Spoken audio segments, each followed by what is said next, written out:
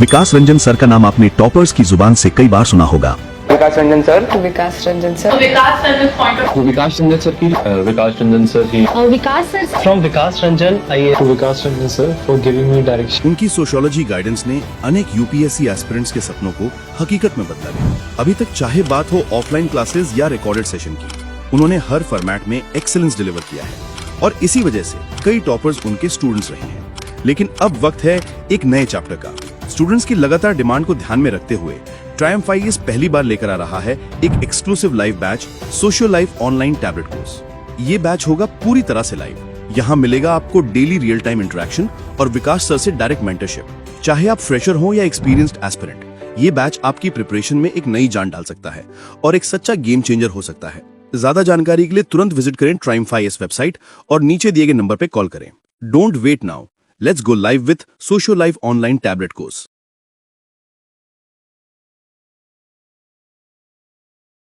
Hello, my name is Vibha Mishra and today हम यहाँ पे आईएएस इंडियन स्टैटिस्टिकल सर्विसेज से रिलेटेड बातचीत करने वाले हैं कि इसकी तैयारी में क्या स्ट्रैटेजीज मैंने अपनाई हैं और क्या छोटी मोटी टिप्स हैं या फिर मैंने इसमें ओवरऑल 3 साल इसकी प्रिपरेशन की है, तो क्या क्या चीज़ें मैंने इसके लिए ड्यूरिंग दिस प्रिपरेशन मैंने क्या क्या नया सीखा है, क्या गलतियाँ मैंने अपने में फाइंड आउट की हैं और कैसे कैसे मैंने अपने आप को इम्प्रूव किया है, वो सब कुछ आज हम शेयर करने वाले हैं। तो पहले मैं बताऊं कि मैं लखनऊ से हूँ और मेरी स्कूलिंग भी लखनऊ से हुई है और फिर मैंने अपना ग्रेजुएशन और मास्टर्स दोनों स्टैटिस्टिक्स, मतलब ग्रेजुएशन मेरा statistics honours from Banaras Hindu university रहा और मेरा मास्टर्स भी स्टैटिस्टिक्स में बनारस हिंदू यूनिवर्सिटी से ही रहा। 2024 में मेरा कंप्लीट हुआ एंड वहाँ से मेरा प्लेसमेंट भी मतलब कैंपस प्लेसमेंट हो गया था, जहाँ पे मैंने 1-1.5 महीने काम किया था। देन फिर मैंने कुछ रीजन से उसे छोड़ के फिर मैंने 1 साल पूरा फोकस होकर ये इंडियन स्टैटिस्टिकल सर्विसेज की प्रिपरेशन में पूरा 1 साल दिया एंड फिर 2025 में मैंने पूरा इस बार एग्जामिनेशन क्वालिफाई किया विद AIR 8 एंड अगर हम इसके एग्जाम की पेपर्स की बात करें तो ओवरऑल 1200 मार्क्स का पेपर होता है, जिसमें 1000 मार्क्स का हमारा रिटन एग्जामिनेशन होता है एंड अगर आपका ये क्वालिफाई हो जाए देन आपका 200 मार्क्स का बाद में इंटरव्यू होता है।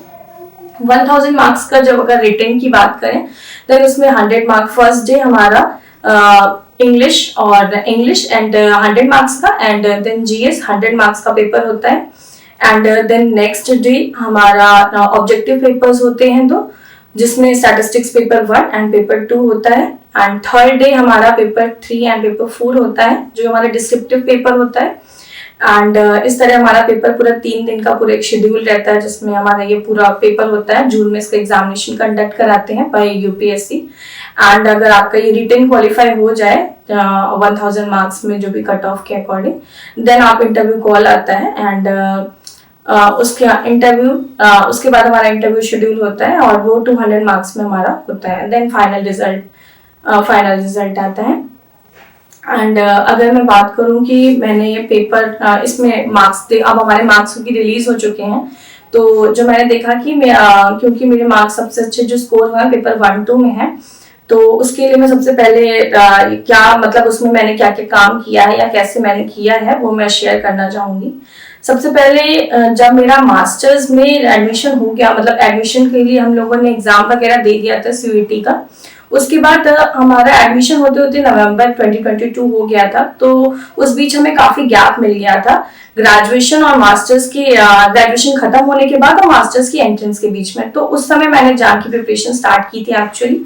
तो उस समय मैंने क्योंकि डिसाइड किया था कि मैं IIT जाऊंगी, लेकिन फिर उधर मैंने प्रिपरेशन स्टार्ट कर रखी थी। मैंने अकेडमी ज्वाइन किया था, हर्ष जायसवाल सर से मैं पढ़ती थी एंड वहां से मेरे काफी कॉन्सेप्ट वगैरह क्लियर भी हुए थे एंड कई अच्छे तरीके से मैंने समझा था कि किस तरीके से स्टैटिस्टिक्स के एक ही क्वेश्चन को 4-5 तरीके से सॉल्व किया जा सकता है, तो वो प्रिपरेशन मेरे लिए बहुत हेल्पफुल रही थी एंड देन मैंने फिर ये प्रिपरेशन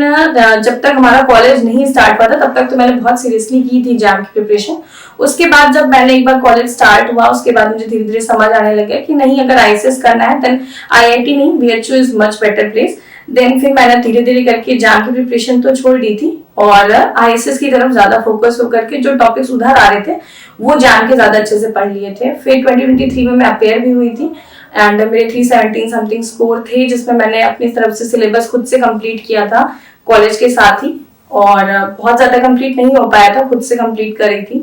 एंड फिर 2024 में भी सेम हुआ कि सिलेबस कॉलेज चल रहा था, साथ साथ सिलेबस कुछ नोट्स बना रहे थे जितना हो पा रहा था। ऑलमोस्ट मैंने सिलेबस कंप्लीट कर लिया था, बट वही जो मल्टीपल रिवीजन है या फिर आंसर राइटिंग की उतनी प्रैक्टिस नहीं हो पाई थी, मुझे ऐसा लगता है। तो 24 में भी मेरे मार्क्स 417 समथिंग आ गए थे। देन फिर मैंने यहाँ पे कैंपस प्लेसमेंट के बाद जब किया प्रिपरेशन, तो मैंने कोचिंग ज्वाइन कर ली थी, जिसमें मुझे एक जो सबसे ज्यादा मतलब फायदा हुआ कोचिंग का कि मैं एक तो हमेशा कंसिस्टेंट रहती थी कि सिलेबस क्या है, क्या सिलेबस के साथ साथ वहां पे एक एक टॉपिक कवर होता जा रहा था, तो मेरा एक एक टॉपिक सीक्वेंस वाइज कंप्लीट होता जा रहा था। और नेक्स्ट थिंग वाज दैट कि हमारा पेपर कंडक्ट हो रहे थे कोचिंग में, तो इस वजह से हमारे कोच अपने आप को मैं टेस्ट भी करती जा रही थी कि कैसे कैसे हो रहा है। और जो मैंने सबसे ज्यादा इम्पोर्टेंट ऑब्जेक्टिव के लिए किया कि ड्यूरिंग पेपर, मैं अगर अपने एग्जाम डे की बात करूं तो मैंने 2 घंटे का जो पेपर होता है उसमें मैंने उस पूरे 2 घंटे को 3 स्लॉट्स में बांटा कि पहले आधे घंटे में मुझे जो क्वेश्चंस आते हैं जिन्हें मैं बिना सॉल्व किए सिर्फ देख के मार्क कर सकती हूँ, उन 80 क्वेश्चंस में मुझे लगभग 20-25 क्वेश्चन फर्स्ट राउंड में ऐसे मिल जाते थे। अगर मतलब आपने अच्छे से प्रिपरेशन की है, मल्टीपल रिविजन्स हैं, तो फिर ऑब्वियसली आपको 20-25 क्वेश्चन ऐसे मिल जाएंगे जिन्हें आप देख करके डायरेक्ट मार्क कर सको, या फिर थोड़ा बहुत कैलकुलेशन जिनमें हो, जिसमें जस्ट आपसे पीडीएफ वगैरह कुछ लिया, थोड़ा बहुत टाइम लगे, ज्यादा से ज्यादा मिनिमम 10 सेकंड लगे, उसके बाद आप उस पर टिक लगा सको। ऐसे क्वेश्चन को फाइंड आउट करो उन 80 क्वेश्चन में, और जल्दी से जल्दी फर्स्ट राउंड में क्वेश्चंस एक बार कंप्लीट कर लो आधे घंटे में। फिर नेक्स्ट राउंड में मैंने 1 घंटे का लिया, जिसमें मैंने लगभग कोशिश किया कि मेरे 30-35 क्वेश्चन उधर मार्क हो गए। तो उस 1 घंटे में जितने भी कैलकुलेटिव क्वेश्चंस थे या जिसमें मुझे लगता था कि थोड़ा टाइम लगेगा या लेंथी क्वेश्चंस थे, उनको मैंने कवर अप किया। एंड देन मैंने थर्ड में आधे घंटे में जो भी मैंने मार्क कर रखे थे उन्हें रिवाइज किया कि कहीं गलती से कुछ गलत तो नहीं मार्क हुआ है, या फिर कुछ ऐसे क्वेश्चंस जिनमें मुझे लग रहा था कि मुझे अब थोड़ा सा अलग मेथड से सोचना चाहिए, क्योंकि स्टैटिस्टिक्स में एक क्वेश्चन को करने के बहुत मेथड हो सकते हैं। तो थिंग वाज दैट कि मैं अपना थोड़ा स्ट्रेटेजी चेंज करके वो लास्ट, क्योंकि अगर आप वो 1.5 घंटे में अच्छे खासे क्वेश्चन कर चुके हो, लेकिन जैसे कि मैंने 60 क्वेश्चन लगभग कर लिए थे वो 2 घंटे में, तो वो 1.5 घंटे में, तो आधे घंटे में मैंने लास्ट में फर्स्ट पेपर में तो मैंने लास्ट में 10 क्वेश्चंस और अच्छे से कर लिए, क्योंकि आपके पास वो प्रेशर नहीं रहता कि हाँ भी आपको और क्वेश्चंस देखने हैं। जितने आप इजीली कर सकते हो या और बाकी लोग कर रहे हैं वो आपने एक बार देख लिए हैं और आप अच्छे से कर चुके हो, आप वही क्वेश्चंस बचे हैं जो थोड़े कॉम्प्लिकेटेड हैं या जिनमें टाइम लगना चाहिए, तो आप उन्हें सबसे लास्ट राउंड में रखिए। पहले सबसे इजी देखिए कि जो एकदम इजीली हो जाए, उसके बाद जो थोड़ा ज्यादा टाइम टेकिंग है वो सब देखना है, उसके बाद आप देखिए जिनमें ज्यादा टाइम, जिनमें मतलब थोड़ा कैलकुलेशन मिस्टेक या फिर थोड़ा बहुत क्वेश्चन आपको लगे कि कुछ गलत तो नहीं किया, तो उन्हें रिवाइज करने के लिए 3 राउंड में मैंने ऐसे कर रखा था। पेपर 4 में तो मेरा इस तरीके से 4 राउंड हो गया था, क्योंकि बहुत ईजी पेपर इस बार आ गया था लकीली, तो मैंने आधे घंटे में लगभग एक स्लॉट होते जा रहे थे, तो मैंने 4 बार उनको देख लिया था हर क्वेश्चन को।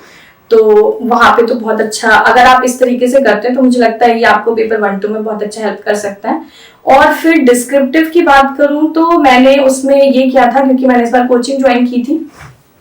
तो मैंने इस बार सारे टॉपिक, जैसे वहां पे सैम्पलिंग पेपर 3 चल रहा है तो वहां पे सैम्पलिंग है, टाइम सीरीज है, इकोनोमेट्रिक्स है, जैसे जैसे हमारी कोचिंग में टॉपिक्स चल रहे थे मैं टॉपिक वाइज लिख दे रही थी कि कौन से साल में उस टॉपिक से रिलेटेड कितने क्वेश्चंस आए हैं, कौन कौन से क्वेश्चंस आए हैं, उन क्वेश्चंस का क्या पार्ट आया है, वो सब मैंने लिख लिया था अपना एक डायरी में मैंने। तो उससे मुझे हेल्प होती थी कि जैसे जैसे वो टॉपिक कंप्लीट कराते जाते थे, लाइक सैम्पलिंग में उन्होंने स्ट्रैटिफाइड सैम्पलिंग पढ़ाई, तो मैंने स्ट्रैटिफाइड सैम्पलिंग का जो क्वेश्चंस पीवाईक्यू में आए थे वो सब पहले से लिख रखे थे, सिर्फ मैं उन्हें वो क्वेश्चंस मार्कआउट करती थी एंड फिर उसे उन्हें एक जगह पे लिखना स्टार्ट कर देती थी। तो आपको लगभग कुछ नहीं, मैंने 10 ईयर्स के लगभग सॉल्व कर रखे थे, तो अगर आप एक टॉपिक की ढूंढेंगे तो नहीं कुछ तो 3-4 क्वेश्चन तो एटलीस्ट मिल जाए। 1-2 क्वेश्चन आप देख कर ट्राई करिए, याद करके लिखने, उसके बाद लेकिन आप उस कोशिश करिए कि आप खुद से लिखने की कोशिश करें। एंड इस तरीके से अगर आप डिस्क्रिप्टिव में, मतलब मैंने तो ऐसे किया था, सबकी अपनी अपनी स्ट्रैटेजी होती है, तो मुझे तो इसमें काफी हेल्पफुल हुआ था। और डिस्क्रिप्टिव में यही है कि जितना ज्यादा आप मल्टीपल राइटिंग्स कर लें, जितना ज्यादा रिवीजन हो, उतना ज़्यादा बेटर अप्रोच होती है। एंड जो मुझे मिस्टेक्स अपनी समझ आई थी कि मैंने 23 और 24 में किया, कि मैंने सबसे ज़्यादा फोकस किया था कि मुझे सिलेबस कंप्लीट करना है, और जितना ज़्यादा मैं मल्टीपल्स रिसोर्सेज पे बहुत ज़्यादा रिलाई करने लगी थी कि एक ही टॉपिक को, जैसे हमने इकोनोमेट्रिक्स में हेटेरोजीडास्टिसिटी पढ़ा तो उसको मैंने गुजराती से भी पढ़ लिया था, आईटी सलाब्स के नोट्स थे वो भी अवेलेबल थे, तो बहुत सारी चीज़ें थी जहाँ से मैं पढ़ सकती थी, मैं वो सारे अप्रोचेस ट्राई करती थी कि पढ़ लूँ। लेकिन फिर मुझे 25 के अटेम्प्ट में ये समझ आया कि नहीं, मुझे अपने आप को कहीं ना कहीं रिस्ट्रिक्ट करना होगा, जो मतलब मुझे कोचिंग सर ने भी काफ़ी ज़्यादा कई बार उन्होंने समझाया, क्योंकि मैं सोचती थी कि कितनी चीज़ें मैं कवर अप कर लूँ, लेकिन उन्होंने यही चीज़ मुझे बार बार समझाई थी कि अगर करना है 1 साल में करना है तो सब कुछ नहीं पढ़ सकते हो, थोड़ा थोड़ा करके करो, लिमिट करो अपने आप को, और जितना हो सके उतना मल्टीपल रिवीजन। तो ये स्ट्रैटेजी अगर आप भी अपनाते हो तो सबसे ज्यादा ये हेल्पफुल होता है कि हर चीजें हर जगह से, क्योंकि आपको लिखना तो 2 ही 3 पेज है, जो भी टॉपिक्स आएंगे उनको 2 ही 3 पेज में लिखना है। और अगर आपने अच्छे से प्रिपरेशन कर रखी है, ओवरऑल आपने अच्छे से पीवाईक्यू कंप्लीट कर रखे हैं, और सारे नोट्स आपने प्रॉपर वे में बना रखा है, सिलेबस के अकॉर्डिंग बना रखा है, तो आप मतलब अपने तब आप आराम से 70 to 75% बहुत आराम से इजीली क्वेश्चंस को अटेम्प्ट कर सकेंगे। अगर मैं पेपर 3 और 4 की बुक्स की बात करूं तो पेपर 3 में मैंने पहले सैम्पलिंग आईटी सलब की बुक के नोट्स हैं अवेलेबल हैं, उससे फॉलो किया था। साथ में अप्लाइड गुप्ता कपूर में भी जो क्वेश्चंस वगैरह हैं और उससे भी थोड़ा बहुत पढ़ा था। बाकी आपको सलब सर के नोट से लगभग सब कुछ मिल जाता है। एंड इकोनोमेट्रिक्स में भी सलब सर के नोट्स थे, और गुजराती बुक मैंने ज़्यादा उससे फॉलो की थी क्योंकि हमारे कॉलेज टाइम पे भी वो चला था। And time series, demand analysis, ये सब मैंने गुप्ता कपूर, अप्लाइड गुप्ता कपूर से पढ़ा था। एंड देन पेपर 4 में हमारे पास 7 पेपर्स होते हैं, जिसमें से हमें 2 पेपर्स सॉल्व करने होते हैं, 2 पेपर्स लेने होते हैं, जिसमें से मैंने डेमो और एसक्यूसी लिया था। और ये दोनों मैंने बेसिक तो गुप्ता कपूर, अप्लाइड गुप्ता कपूर से ही कंप्लीट किया था। और जितना हो सके इनके आंसर राइटिंग में डेटा और हेडिंग्स, इन सब का ज़्यादा ध्यान देना है। जब आप डिस्क्रिप्टिव आंसर राइटिंग कर रहे हो तो आप पेन्स का ध्यान देना है कि आप थोड़ा सा मतलब पेन्स वगैरह चेंज करो, हेडिंग्स जितना ज़्यादा दे सको, और पॉइंट्स में आंसर लिखने की सबसे ज़्यादा ट्राई करना है। और अगर आपके पास लेटेस्ट डेटा है, जैसे सबसे ज्यादा इसमें इंपॉर्टेंट हो जाता है डेमो में कि आपके पास TFR वगैरह इन सब का आपके पास लेटेस्ट रिपोर्ट्स आती रहती हैं, तो अगर हम अपडेट होते रहते हैं तो that's much better. And paper 4 और पेपर 3 में ये है कि क्योंकि ये डिस्क्रिप्टिव है तो हमें जितना ज्यादा हम मल्टीपल आंसर राइटिंग करते रहेंगे, पीवाईक्यू के उठाइए या फिर टॉपिक वाइज आप लिखिए, उतना ज्यादा बेटर होता है। एंड नेक्स्ट की इंग्लिश जीएस की बात करें तो इंग्लिश में मैंने सबसे ज्यादा, मेरा जो मेन फोकस था वो एस्से पे था, क्योंकि वो ज्यादा स्कोरिंग था, और एस्से अगर आप कर लेते हो तो थोड़ा बहुत पैरा पे भी चला जाता है, आपको मतलब बेसिक नॉलेज हो। तो उसके लिए मैंने कुछ बहुत सारे कोटेशंस जो लास्ट ईयर के आए हुए थे पीवाईक्यू, उनसे कोटेशंस जो पॉसिबल हो सकते थे वो सब एक साइड लिख रखे थे, उन्हें मैं मल्टीपल टाइम रिवाइज करते रहते थे। और करेक्शन वगैरह तो उनकी थोड़ी बहुत प्रैक्टिसेस कर लीजिए, मतलब क्योंकि बेसिक ग्रामर अगर आप थोड़ा बहुत भी पढ़ लेंगे उसके ग्रामर रूल्स तो फिर वो हो जाते हैं। मेक सेंटेंसेस के लिए ये कहूंगी कि मैंने प्रैक्टिसेस किया, उसकी मैंने सेंटेंसेस के साथ प्रैक्टिस की थी कि मतलब वर्ड्स क्या है, उनकी मीनिंग, और उनके साथ में सिर्फ मीनिंग जानकर क्योंकि वहाँ काम नहीं चलता, आपको सेंटेंसेस बनाने आने चाहिए, वो ज्यादा इंपॉर्टेंट है। तो आप थोड़े बहुत सेंटेंसेस जरूर बना के जाएं, ऐसा नहीं कि हम डायरेक्टली वहाँ बना लेंगे। और प्रिसाइज राइटिंग वो समथिंग कि आप उसका पूरा पैराग्राफ पहले पढ़िए कि वो क्या आया है, वो क्या बोलना चाह रहा है, उसका पूरा कंक्लूजन आप पहले समझ लीजिए। उसके बाद जरूरी नहीं कि आप सेम वर्ड्स में और सब कुछ सेम ही लिखें, कुछ अपने वर्ड्स और उसमें क्या आपको समझ आ रहा है वो ज्यादा इंपॉर्टेंट है, और उसको जितना प्रिसाइज वे में लिख सके। इंग्लिश के लिए मैंने मेनली अरिहंत की एस्से बुक फॉलो की थी, 150 एस्से बुक्स आती है, उसमें से कुछ सिलेक्टेड मैंने चूज किए थे, और उन्होंने काफी सारे ऐसे जैसे आते हैं हमारे पेपर में, मतलब जैसे पैराग्राफ्स वगैरह के भी कुछ कोट्स वगैरह डायरेक्ट आ जाते हैं, वैसे भी उन्होंने भी कई सारे एस्से वगैरह लिख रखे हैं, तो वहां से मैंने प्रेफर किया था। और जीएस के लिए स्टार्टिंग से तो जब मतलब 23 और 24 में मैंने की थी प्रिपरेशन, तो मैं थोड़ा बहुत एनसीईआरटी वगैरह पढ़ी थी, लेकिन जब मैंने कोचिंग इस साल ज्वाइन की थी तो फिर इस बार सिर्फ कोचिंग के ही नोट्स पढ़े थे मैंने, और वहाँ पे जो भी पढ़ाया गया और पीवाईक्यू को प्रोवाइड की प्रैक्टिस कर ली थी, कम उसकी 3-4 बार प्रैक्टिस कर ली थी, तो उसमें अच्छा खासा प्रिपरेशन हो गई थी मेरी। और इसके अलावा मैंने पेपर 1-2 के लिए सिर्फ जाम का ही सिर्फ एक चीज नहीं होता है, क्योंकि उससे आप मेजर पोर्शन जरूर कवर कर लेते हैं, बट आप पूरा पेपर नहीं कवर कर सकते हो, क्योंकि पेपर 1 में हमारे पास न्यूमेरिकल एनालिसिस और कंप्यूटर भी नया टॉपिक आ जाता है, और उधर नॉन पैरामेट्रिक टेस्ट है और स्टैटिस्टिकल मेथड्स है, जिसे आपको अलग से पढ़ना पड़ता है। तो न्यूमेरिकल एनालिसिस के लिए मैंने HC सक्सेना पर रेफर किया था, और वहां से मैंने पढ़ा था कई आप उससे अगर पढ़ लेते हो तो 20 में से नहीं कुछ तो आप 12-15 क्वेश्चन आराम से कर लोगे। और देन कंप्यूटर के लिए बालागुरु स्वामी, मैं क्योंकि 2 साल प्रिपरेशन जब की थी तो मैंने थोड़ा थोड़ा पढ़ रखा था, तो इस बार मैंने पढ़ने के साथ साथ उसके नोट्स भी बना लिए थे, शॉर्ट नोट्स पूरा बना रखा था, और उसकी मैंने ज्यादा से ज्यादा मल्टीपल रिविजन जब भी हमारी कोचिंग में टेस्ट वगैरह होते थे तो मैं कोशिश करती थी कि मैं पूरा पढ़ के जाऊं। एंड पेपर 2 में क्योंकि इन्फ्रेंस और लीनियर मॉडल इन्फ्रेंस वगैरह है, तो ये सब तो गुप्ता कपूर की एक्सरसाइज एग्जाम्पल, ये दोनों चीजें हमें कवर करनी है। गुप्ता कपूर इज समथिंग कि आप उसके एक्सरसाइज एग्जाम्पल दोनों पेपर 1 और 2 दोनों का मिला करके अगर करना है तो मेजर स्टैटिस्टिकल क्वेश्चन के लिए आप उसको प्रेफर कर सकते हैं कि आप उसकी एक्सरसाइज और एग्जाम्पल दोनों ही कवर करें। एंड देन फिर मैंने ऑफिशियल स्टैटिस्टिक्स इज समथिंग कि वो बहुत ज्यादा ब्रॉड है, कहीं से भी पूरी तरीके से आप सोचिए कि सारे क्वेश्चंस आप कवर कर लेंगे तो बहुत ज्यादा डिफिकल्ट हो जाता है। लेकिन मैंने उसके लिए, क्योंकि स्टार्टिंग से मैं अस्तित्व रंजन सर के नोट्स जो हैं वो स्टार्टिंग से देखती आ रही थी, तो पिछले 2 साल से भी मैंने वही फॉलो किए थे, तो इस बार भी मैंने अपना उसका सोर्स नहीं चेंज किया था, वही फॉलो किया। बट मैं मॉस्पी की साइट्स को उतना ज्यादा पहले नहीं अपडेट हो पाती थी, बट इस बार मैंने उसको बहुत अच्छे से फॉलो किया था कि क्या नए अपडेट्स आ रहे हैं, और ट्राई करें कि जो उनके प्रेस नोट्स वगैरह आते हैं,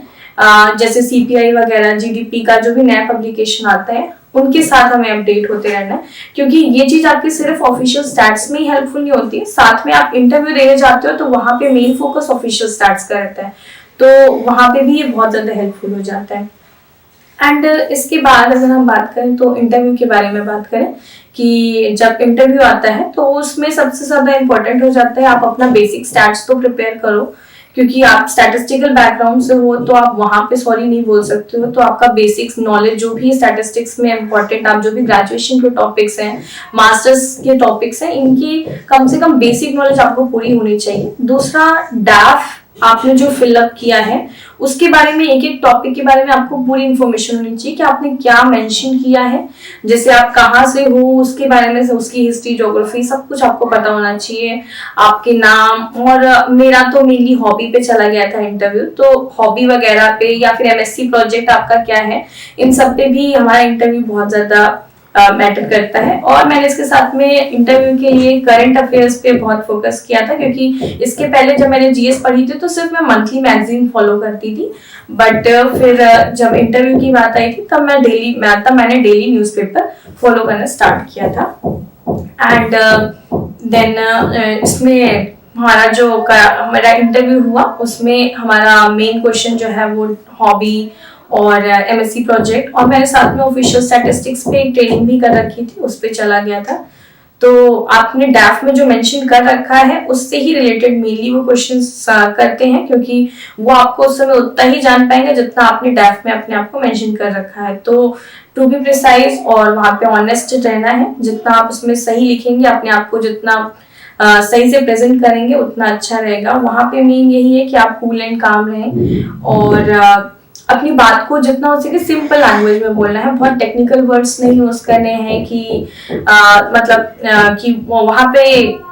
कि आपने बहुत ही ज्यादा सोफिस्टिकेटेड वर्ड्स यूज करने स्टार्ट किए, तो क्योंकि आप तो अपनी समझ से वहाँ पे स्टैटिस्टिक्स का बहुत अच्छे अच्छे वर्ड्स यूज कर लोगे, लेकिन क्योंकि वहाँ पे और भी बैकग्राउंड के लोग होते हैं तो उन्हें भी इजीली समझ आए, जितना इजीली आप अपने टॉपिक्स को, जितना लेमैन टर्म में आप अपने टॉपिक्स को समझा लेंगे, that will be much better. अब अगर हम डिस्कस करें कि कोचिंग, जब बच्चे कोचिंग कर रहे हैं उनके लिए तो ये चीज़ है कि जितना ज़्यादा मतलब अगर आप कोचिंग कर रहे हो, कोचिंग में कोई टेस्ट हो रहा है तो उसके साथ ऑनेस्ट रहें। मतलब ये मत सोचे कि कोचिंग का टेस्ट है चलो ठीक है छोड़ दिया या फिर ठीक है हो जाएगा, उसे मतलब ऐसे ही लेना है कि जैसे मैं बस मेरा कल ही पेपर है, मैं जब भी कोचिंग के टेस्ट वगैरह देने जाती थी मैं बस यही सोचती थी कि जितना ज़्यादा मैं यहाँ कवर अप कर लूँगी उतना ज़्यादा मतलब वहाँ पे मेरे लिए रिलैक्स रहेगा। तो कोचिंग टेस्ट को मैंने कभी ये लेकर के नहीं किया था कि नहीं अभी मुझे और चांस मिलेगा, कौन सा क्या ही करना है। तो आप उसको एकदम रियल टेस्ट मान करके जितना हो सके फुल प्रिपेयर होकर के और उसके बाद अपना टेस्ट दें,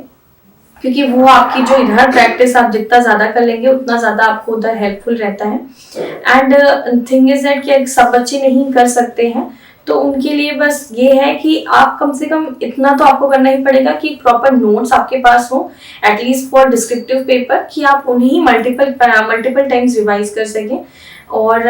जो वो आपके हैंडमेड नोट्स होने ज़रूरी हैं, ये नहीं कि आपने कहीं और से उठा लिया और आप उसको पढ़ना स्टार्ट कर दिया, क्योंकि किसी और के नोट्स पढ़ना एक बार आप पढ़ सकते हो, आपने टॉपिक्स क्लियर कर रखे तो हो सकता है आप समझ भी सकते हो, लेकिन जब आप चीज़ें अपनी लैंग्वेज में लिखोगे तो वो चीज़ें ज़्यादा दिन तक आपके माइंड में रह जाती हैं। तो ट्राई टू बी कि आप अपने नोट्स खुद से बनाएं और दूसरों का वो रेफरेंस ले सकते हो, और मैंने भी लिया है, कई जगह से लिया था। और अगर आप लेना चाहें तो सबसे ज्यादा तो अप्लाई गुप्ता कपूर से लगभग आप सिलेबस कंप्लीट कर सकते हो। वहां से सब कुछ नहीं उठाना है, जितना हो सके उनको शॉर्ट करके आंसर्स को सिंपल लैंग्वेज में लिखना है, बहुत ज्यादा टेक्निकल लैंग्वेज पे नहीं जाना है। एंड एग्जाम्पल्स यूज करते हुए, और अगर आप कोई डायग्राम दे सकते हो तो वो डायग्राम और पॉइंट्स में आंसर रहने उसकी ज्यादा कोशिश करनी है। एंड अगर आप खुद से प्रैक्टिस कर रहे हो, कोई कोचिंग नहीं कर पा रहे हो, तो कम से कम एक टेस्ट सीरीज जरूर ले लें, जिससे कि आप हमेशा अपने आप को एवेलुएट करते रहें और एक कंसिस्टेंसी बनी रहेगी। एक परफॉर्मेंस आप देखेंगे अगर वो अच्छी होती है तो कम से कम सेल्फ मोटिवेशन आता है कि हाँ हमने अच्छा परफॉर्म किया है और हमें और अच्छा करना है। और अगर कम से कम अगर मान लीजिए खराब होता भी है तो डोंट थिंक कि अब नहीं हो पाएगा। ये वाला चीज जो सेल्फ डाउट आता है उससे आपको हमेशा सेल्फ डाउट को नेगेटिव वे में ना लेकर के पॉजिटिव वे में लेना है कि हाँ उसको मुझे अब ओवरकम करना है और अच्छा करना है आगे चल करके, उसको नेगेटिव वे में नहीं लेना, जो बहुत बड़ा चैलेंज हो जाता है ड्यूरिंग दिस साइकिल। क्योंकि जब हम एक साथ प्रिपेयर करते हैं तो फिर उस टाइम पे बहुत बार ऐसा फील आता है कि गलत तो नहीं हो रहा है, अब नहीं कर पाएंगे। तो उस चीज से अपने आप को एक फाइट हमेशा मोटिवेट करते रहना है कि नहीं हो जाएगा, ये वाली चीज हमेशा रखनी है। और ऑब्वियसली अगर आप कोचिंग नहीं कर रहे हो तो फिर एक कंसिस्टेंसी नहीं बन पाती है, आपको खुद से टाइम निकालना पड़ता है, खुद से टॉपिक्स डिसाइड करने होते हैं कि क्या पढ़ना है क्या नहीं पढ़ना है। तो उसके लिए एक शेड्यूल रोज का होना चाहिए कि हाँ मुझे आज ये टॉपिक्स कवर करना है। आपके पास 3-4 तरह के एक शॉर्ट टर्म होना चाहिए जिसमें आपको ये पता हो कि हाँ आज के दिन में मुझे क्या करना है, या फिर आप डे वाइज बना सकते हो। एक वीक वाइज होना चाहिए कि इस वीक में मुझे क्या कंप्लीट करना है क्या नहीं कंप्लीट करना है।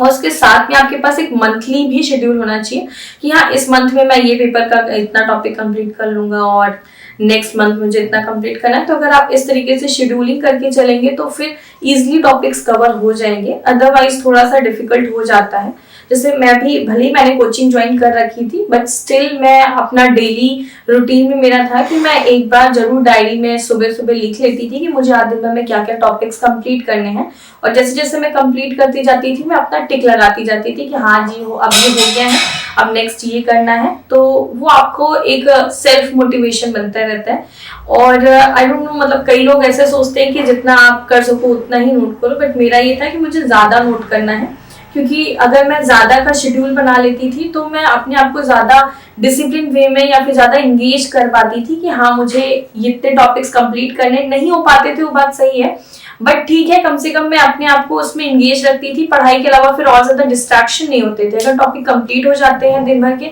तो लगता है कि चलो टाइम थोड़ा सा यार यूट्यूब देख लें या फिर थोड़ा बहुत टाइम पास हो जाता था। तो उससे अपने आप को बचाने के लिए मैंने अपने जो शेड्यूल होता था उसी भी बहुत ज्यादा टाइट रखना स्टार्ट किया कि मतलब ज्यादा टॉपिक्स कवर डाल देंगे तो फिर थोड़े ही टॉपिक्स कवर होंगे लेकिन कम से कम डिस्ट्रैक्शन नहीं होगा। क्योंकि इसका पेपर 3 दिन कंडक्ट होता है तो तीसरे दिन हमारा पेपर 3-4 होता है, जिसमें पेपर तो हम लास्ट डे तक हमें वो चीज़ें रिटेन रहें, वो चीज़ सबसे ज़्यादा डिफिकल्ट होती है। तो उसमें मैंने एक स्ट्रैटेजी जो एक अलग से और की थी कि पेपर 4 को मैंने 19 को ही एक बार रिवाइज कर लिया था। उसमें मैंने क्योंकि 20 को हमारा जीएस का पेपर था, इंग्लिश का पेपर था, तो उस दिन प्रेशर तो था हमें इंग्लिश जीएस ज़्यादा पढ़ने का, लेकिन क्योंकि साल भर पढ़ रखा था तो इतना कॉन्फिडेंस था कि कर लेंगे। तो फिर मैंने पहले पेपर 4 में क्योंकि डेमो और एसक्यूसी ले रखा था, सिलेबस छोटा था,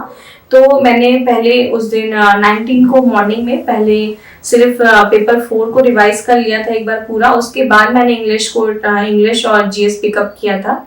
तो यहाँ पे मुझे लगता है कि उसकी वजह से बहुत हेल्पफुल रहा कि मैं पेपर 4 को बहुत अच्छे से रिटेन कर पाई। और वहाँ पे आंसर, क्योंकि पेपर जब हम देने जाते हैं तो पहले हम सिर्फ इंग्लिश पढ़ पाए, वहाँ पे जाकर के हम जब इंग्लिश का पेपर देकर आते हैं देन हम जीएस अच्छे से रिवाइज कर पाते हैं। देन पेपर 1 का सिलेबस इतना ज़्यादा वाइड होता है कि हम सिर्फ पेपर 1 ही रिवाइज करते रह जाते हैं और पेपर 2 हम नहीं टच कर पाते हैं। तो पेपर 1 का जब हम पेपर दे करके आते हैं एग्जाम हॉल से देन ही हम पेपर 2 को पिकअप कर पाते हैं। तो जितना ज़्यादा पहले से रिवाइज करे रहते हैं वहाँ पे वो सबसे ज़्यादा हेल्पफुल होता है। और फिर पेपर 2 और पेपर 1 2 देकर के आते हैं देन पेपर 3 इतना ज्यादा वाइड हो जाता है कि आप पेपर 3 ही रिवाइज करते रह जाते हो। अगर आपने अच्छे से प्रॉपर नोट्स और न्यूमेरिकल सब कुछ एक एक रिवाइज करते हैं तो उतना उसमें भी पूरा पेपर 3 में ही टाइम चला जाता है। एंड देन फिर आप पेपर 4 को उतने टाइम तक रिटेन कर पाए ये 3 दिन के पूरे साइकिल में, उसके लिए फिर मुझे, क्योंकि पिछले साल काफी ज्यादा उसमें प्रॉब्लम हुई थी, तो इस बार मैंने इसीलिए पेपर 4 को एक बार पहले ही रिवाइज करके रखा था। तो इस बार मुझे उससे बहुत ज्यादा हेल्प हुआ कि मैं सिर्फ एक बार देख भी ले रही थी तो चीजें वैसे ही याद आ जा रही थी जैसे पेपर 2 में याद आ जाती थी। तो वो एक बहुत ही हेल्पफुल स्ट्रेटेजी थी। तो हो सकता है आप लोग को लिए भी ये हेल्पफुल हो, आप लोग भी इस पे मतलब अगर आप लोग करना चाहें तो कर सकते हैं, क्योंकि सबकी अपनी स्ट्रेटेजी होती है। ये मेरा थोड़ा सा इस बार अलग था। एंड इस बार मैंने पेपर 4 में डेमो और एसक्यूसी ही क्यों चूज किया था, क्योंकि डेमो एक तो एसक्यूसी हमने मास्टर्स में लास्ट सेमेस्टर में था तो अच्छे से वो पढ़ भी रखा था और उसको मैंने मॉन्टेगोमरी से भी पढ़ा था और गुप्ता कपूर से भी पढ़ा था। एंड इन दोनों से ही काफ़ी सारे एग्जाम्पल्स और डायरेक्ट एग्जाम्पल्स वगैरह काफ़ी सारे मिल जाते हैं, वो सब प्रैक्टिस कर रखी थी। और तो इसका सिलेबस क्योंकि छोटा था तो इसलिए उसको कवर करना बहुत आसान था। डेमो के लिए ये था कि मेरे पास लेटेस्ट डेटा उसके लिए इजीली मिल जाता है और उसकी डेफिनेशंस वगैरह ग्रेजुएशन से हमने डेमो पढ़ रखा था, फिर मास्टर्स में भी पढ़ा और उसको अच्छे से कवर अप कर रखा था। लगभग आईसीएस का सारा सिलेबस हमने कॉलेज में कंप्लीट कर रखा था, उसका सिलेबस भी छोटा था। तो क्योंकि 3 इतना ज्यादा वाइड हो जाता है तो 4 में हमारे पास ऑप्शन होता है, तो मैंने सोचा कि जितना छोटा हम चूज कर सकें, तो इसलिए मैंने पेपर 4 में डेमो और एसक्यूसी ही चूज किया था। एंड मैं इन दोनों में कोशिश करती थी कि जितना कम हो सके मैं न्यूमेरिकल उतने कम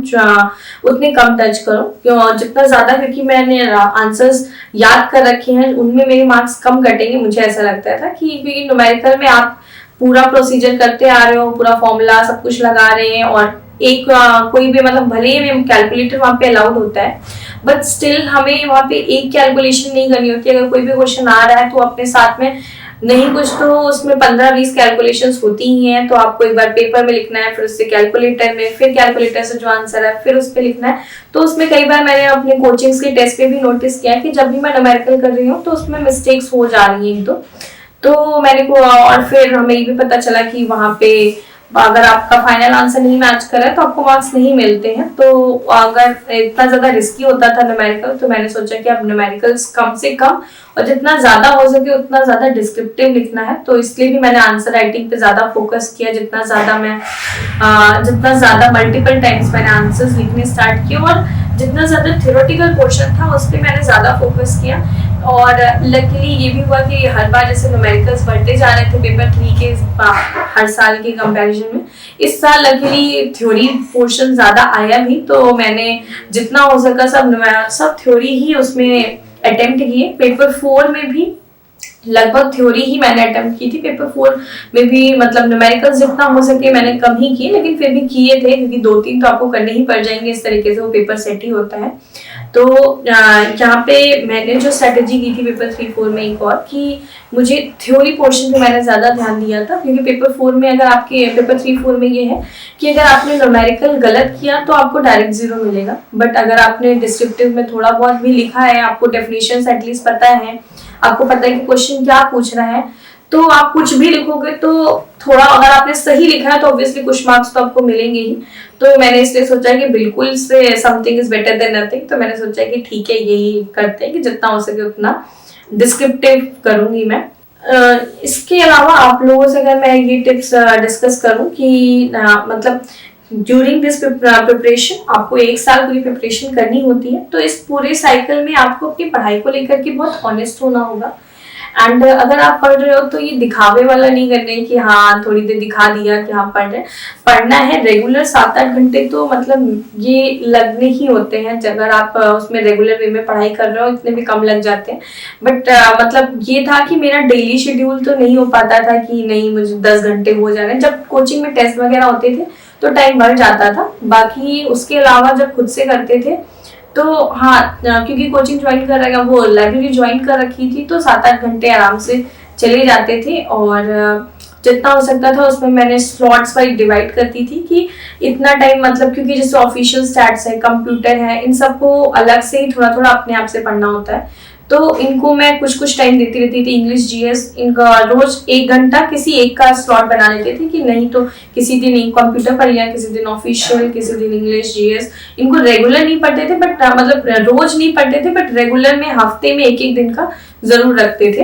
एंड लास्टली मैं कंक्लूड करना चाहूँगी कि डीकेटी के जो भी मेंबर्स हैं, I am very thankful to them. And आप लोग जो लोग भी प्रिपरेशन, जो भी कैंडिडेट्स प्रिपरेशन कर रहे हैं, वो अपना स्ट्रांगली प्रिपेयर करें और अच्छे से प्रिपेयर करेंगे और रेगुलर होकर के कंसिस्टेंसी मेंटेन करके करेंगे तो फिर ऑब्वियसली एक दिन पॉजिटिव रिजल्ट जरूर आएगा। Thank you so much.